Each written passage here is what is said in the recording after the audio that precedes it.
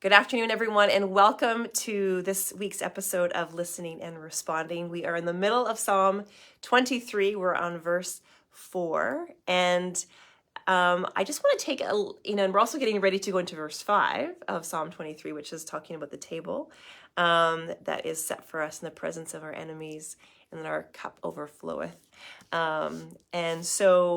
But today I want to just take a look a little bit at the shepherd. And so I was introduced to a book, but I also want to say I've gotten some more pictures of sheep, and so I had mentioned on Sunday I've been getting pictures of sheep, and to continue to send them. So thank you. I got a couple more on Sunday, and feel free to keep sending those in. I love pictures of sheep, videos of sheep, whatever you have. But somebody shared with me a book today, and it's "Don't Give the Enemy a Seat at Your Table" by Louie, Giglio, which is based on Psalm 23 as well, and it got me to thinking. So I just want to share a thought from the book today with you to get you thinking and preparing as we get ready for Sunday. So have you ever thought about who you have decided is your actual shepherd? Is the one that you follow, the one that you listen to, the one that guides you, is it really Jesus? Is it really him? Have you actually accepted his amazing invitation of intimacy, of union, of being connected to him and following his guidance wherever he leads? So if I think about sheep, will you follow him in the smelly barn, or will you follow him beside the still waters and the lush grasses? Will you follow him into the deep valleys and into the mountaintops? So will you accept his guidance in the really hard things and in the really good things? Will you accept both and realize that the shepherd is present, so present in both, and even more so in those hard places? So 2 Peter 2:19 tells us, and this is important, people are slaves to whatever has mastered them. So whatever masters us, we become slaves to it. We follow it. So what consumes your time? What do you give a lot of mental connection to? Like, what do you spend time thinking about? What consumes you? Is it culture? The things of culture? Is it the world's goals and calls to be a certain way and to do things a certain way? It's like that following after the Joneses. Is it your social media flow and how many likes you have and how many followers? Or is it just you? Are you concerned by yourself and your needs and what you want? Like, I'm in charge. I make the decisions around here. I'm very capable of leading myself.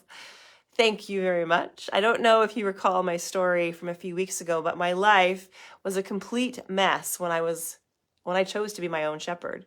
I have so many needs that I can't meet myself, but I was convinced that I was going to try. So this book that was shared with me today that I mentioned to you, Don't Give the Enemy a Seat at Your Table, and in it, the author, Louie Giglio, creates a remix of Psalm 23, he calls it, through the lens of selfishly taking the reins of your own life, through the lens of saying, I am my own shepherd. This is what Psalm 23 would look like, or I should say sound like, through that lens. So I am my own shepherd, and I'm a mess. I seek comfort wherever I can get it, that is for sure. I wouldn't know still water if it was staring right at me. And I haven't taken a rest in the green pasture for quite some time now. I don't walk along paths of righteousness, but I know what evil and fear are. I can't stand my enemies. I want to hurt them. My cup definitely overflows. I'm full of angst, consumed by anger, sorrow, and rage. I'm so full I could easily spill over. I'm packed so tight, it doesn't take much for me to explode. I don't know what's going to follow me all the days of my life, but I can tell you one thing. My soul, it's not so great. Whew. That brings back memories of my life when I was telling Jesus how I was going to live my life. This is how I'm going to do it, Jesus. And it was messy and it was smelly and it was downright sickening. I was getting sick.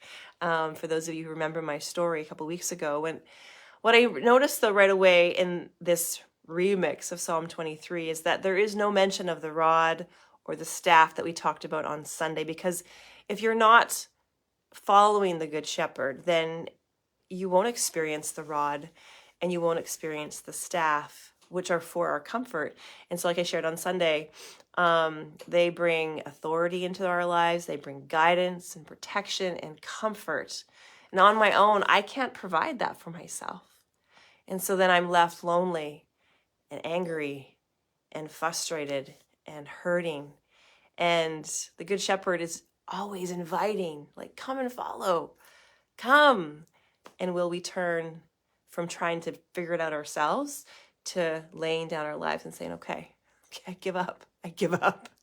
So I don't know about you, but I really do not want to find myself in that place again where I was. I want to follow the Good Shepherd, the one who wants to, like, he wants to take care of me. He knows exactly what I need. And he's so just says, come on, come on, I've got what you need. So this week I want to encourage you to really ask yourself, who am I following?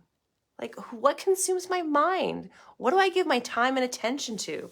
Am I really laying down my will, my desires, and following the life-giving will of the Good Shepherd? Do I need my way? Must I have things my way? Or can I just lay them down? And can I trust? Can I trust him? Will I trust him? So I just want to encourage you to take some time to really consider what is going on in your mind. Where are you spending that time? Next week, we are digging into the table that is set before me, it says, in the presence of my enemies, and our head is anointed with oil that overflows. My cup overflows. So such a delightful picture, but wait. The table is in the middle of your enemies, in the middle of the places that you feel opposed, where people are against you. So things like the stressful situation at work, the relationship issues at your home, the neighbor who complains about everything. The table of the lavish goodness of your Lord is right in the middle of the hard things in your life. What does that even mean? What does that look like?